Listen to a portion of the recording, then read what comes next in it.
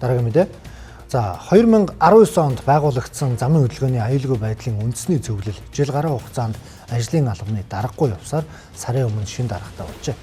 За засгийн газрын тэргүүнтэйгээ нийлээд 8 сайд бүрэлдэхүүнд нь багтдаг уг зөвлөл 2025 онд анхны хурлаа хийж байгаа нь энэ юм.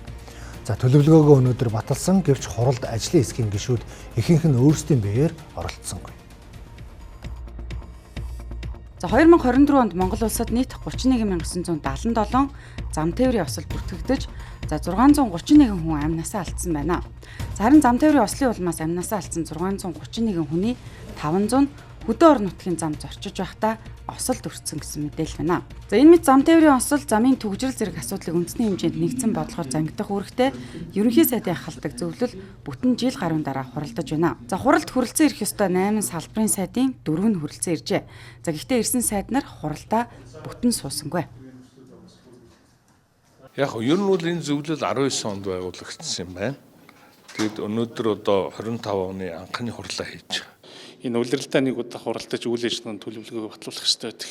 Тэгээд энэ яг энэ жилийн хувьд бол яг энэ манай зөвлөл маань бас олон сайттай байдаг. Олон хүний бүрэлдэхүүнтэй байдаг. Бүрэлдэхүүний бас ажил төрлийн шалтгаан хүлээгдэж байгаа ажлаас шалтгаалаад нэгдүгээр улиралдаа ингээ багтаагаад төлөвлөгөөгөө баталж байна. Ер нь бол төлөвлөгөөнөөс харахад бас байгууллага хоорондоо уялдаа холбоог бас анхаарч чухал. Ялангуяа зарим байгууллагууд төр хийж байгаа ажлууд байна. Хийгдэж дууссан ажлууд байна. За энийг уялдуулад хамгийн гол нь энийг нэгтгэж бас нэг ажил болох нь хамгийн чухал байгаа даамаа. Замын хөдөлгөөний аюулгүй байдлын үндэсний зөвлөлийн ажлын алба 4 хүнтэй юм байна. Байгуулагдсан цагаас хойш ажлын албаны 4 даргын нүүр үзсэн тэд өнгөрсөн 2024 онд даргагүй байсан тул хурлаа хийж хийх ажлын төлөвлөгөөгөө батлуулж чадаагүй байна. За харин одоогийн дарга нь ажлаа хүлээн аваад ердөө сар гаруй хугацаа өнгөрч байгаа гэсэн юм а. За энэ зөвлөлийн ажлын төлөвлөгөөнд сургууль цэцэрлэгийн орчны автозамын аюулгүй байдал эрсдлийн үнэлгээ хийж эрсдлийг бууруулна гэж тусгасан байна. За гэхдээ судалгаа хийх байгууллага хэрэгжүүлж тайлагнах хугацаа зэргийг тодорхой зааж өгөөгүй байсан юм а. За ямартай ч цаасан дээр жирийтэл бичсэн хуруу зузаан ажлын төлөвлөгөөтэй боллоо.